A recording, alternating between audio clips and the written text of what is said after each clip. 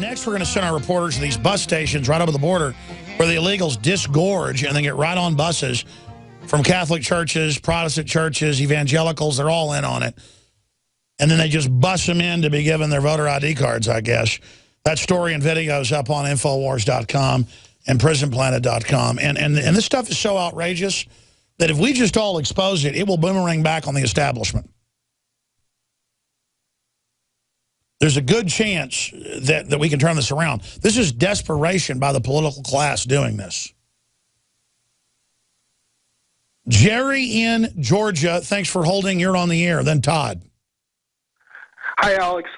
I just wanted to say that this whole situation should be portrayed as Obama's Pearl Harbor.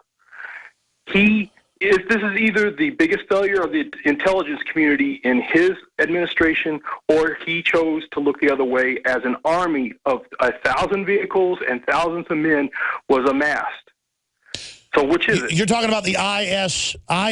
But look, the illegal alien takeover is a giant army politically, and what's happening in Iraq, and what's happening with George Soros bragging he backed the overthrow in Ukraine with literal right-wing Nazis taking over and killing people. Notice they're moving on all fronts. That's when you know all hell's going to break loose, brother. This is only the beginning. Do you see what's happening? A global destabilization program, right as the food prices are set to double. Hyperinflation, brother. Can you imagine the hell that's about to break loose? Oh, absolutely. But the way to get the sheeple to understand is to ask the simple question. I mean, did the entire intelligence community, the satellites, the predators, the global hawks, all this miss an army?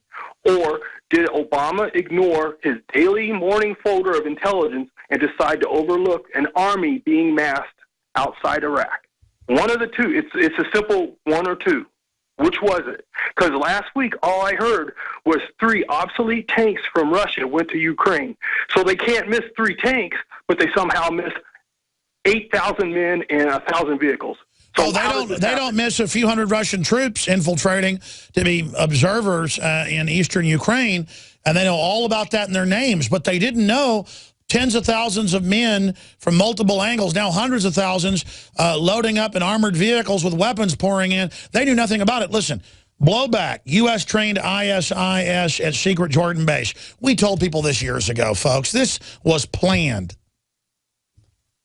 But well, if we put the pressure on, you're going to have somebody, hopefully from the intelligence community, coming out and saying, no, we did our job. We told the president, he was briefed, he ignored it. I totally agree with you, and there's no debating it. But then the emails will just disappear like with IRS Gate. See, that's the thing. If the current power structure doesn't get in trouble for this, the sky's the limit. I mean, they can do anything. With black al-Qaeda flags that say, al-Qaeda on them, they're invading, and our media's going, well, the Iraqi government deserves it. It's outrageous. We're going to go to break, come back and talk to Todd, and then Kevin, Mary, Chris, and others. Then we'll get to our reporters on the border with multiple breaking nuggets. So we'll both have Jakari Jackson and John Bound reporting, with the Don Salazar riding in the wings down there with them, along with cameraman Joe Jennings. Before I go any further, please don't forget this hour was brought to you by MyPatriotSupply.com/Alex. Super high quality, great, non-GMO, organic foods. What I personally trust for myself and my family.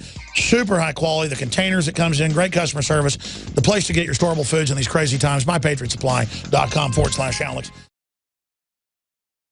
You are watching the best of the Alex Jones Show, weekdays from 11 a.m. to 2 p.m. Central. Watch live at Infowars.com/show or become a member of InfoWarsNews.com and help us take resistance to the next level.